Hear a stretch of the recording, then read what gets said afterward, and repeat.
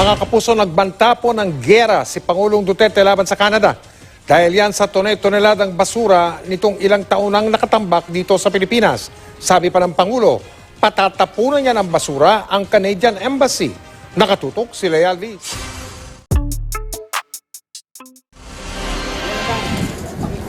Taong 2013 hanggang 2014, nasa 103 container vans ang ipinadala ng kumpanyang Chronic Incorporated na nakabase sa Ontario, Canada sa Pilipinas sa isang Philippine consignee. Ang laman ng mga ito, 2,000 toneladang basura tulad ng gamit na hiringgilya at maruruming diaper na hanggang ngayon ay nabubulok sa isang landfill sa Capas, Tarlac. Ang iba, 6 na taon nang nakatenga sa Subic Port. Ito'y sa kabila ng paghain ng ilang diplomatic protest ng Pilipinas sa Canada para bawiin na ang basura. Mabigat ang banta ni Pangulong Duterte na tila napuno na. I want a boat prepared.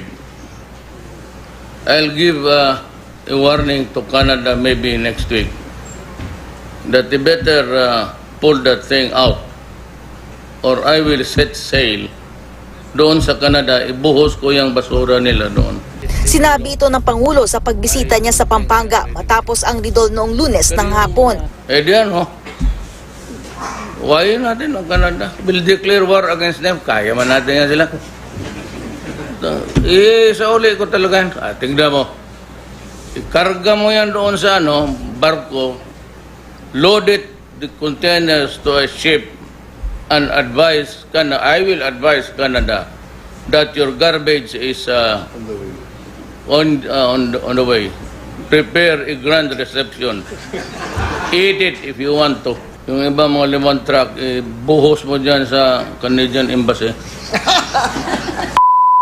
Totoo, ma'am.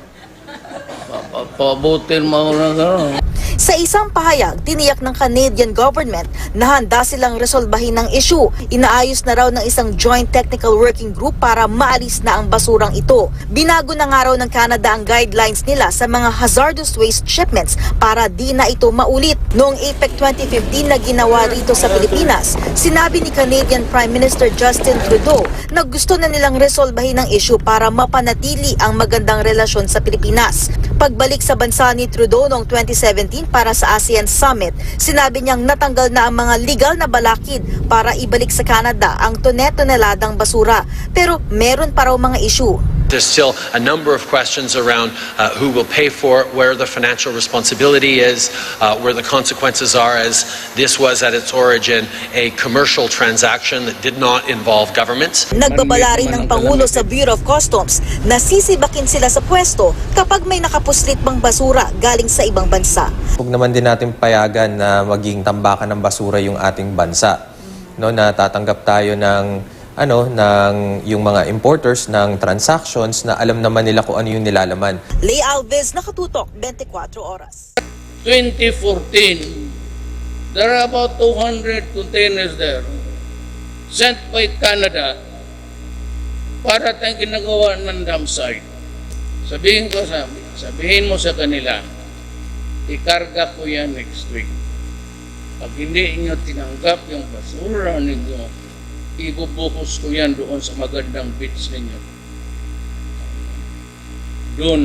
We are not a garbage dump here. The Filipinos are not scavengers. Let's take a look back and see just how this all started. So back in 2013-2014, a Canadian company shipped around 103 containers wrongly labeled as plastics for recycling to a port near the capital, Manila. Instead, they were full of 2,500 tons of household Canadian garbage, including diapers and kitchen waste. And at the time, then Prime Minister Stephen Harper said that it was, quote, a private commercial matter. And it would appear that this conflict really took a turn for the worse last week when the Philippines president made it very clear that he was done dealing with that garbage. We'll declare war against them. Load it, the containers to a ship, and advise Canada. I will advise Canada that your garbage is on the way. Prepare a grand reception. Eat it if you want to. Let's bring you up to date on a CBC News Marketplace investigation into Canada's shipping garbage overseas to Malaysia and to the Philippines. Right now, a ship loaded with trash is sailing from the Philippines to Vancouver. The same garbage on board that nearly sank diplomatic relations between Ottawa and the Philippines government. We have new video into us this morning showing the ship and the dozens of containers of made in Canada garbage leaving Subic Bay. It had been there for years, mislabeled as plastics for recycling. The ship is expected to arrive in Vancouver by the end of the month. Environmentalists, both in the Philippines and in Canada, are calling this a victory in the fight to keep industrialized companies from dumping their trash in the developing world. The federal government is paying more than $1 million to ship it back to Canada.